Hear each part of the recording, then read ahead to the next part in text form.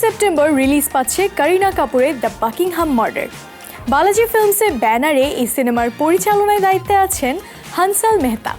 সিনেমাটিতে অভিনয়ের পাশাপাশি প্রযোজনাও করেছেন করিনা কাপুর। বাকি দুই প্রযোজক হলেন শোভা কাপুর ও একতা কাপুর।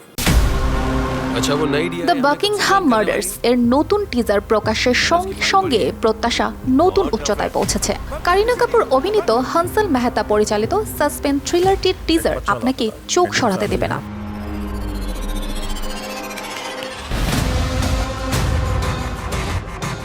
করিনা একজন গোয়েন্দা এবং মায়ের চরিত্রে অভিনয় করেছেন, যিনি তার নিজের সন্তানকে হারানোর পরে বাকিংহামশায়ারে 10 বছর বয়সী হত্যার তদন্ত করবেন। अपनों को खोने का घाव मैं समझता हूँ।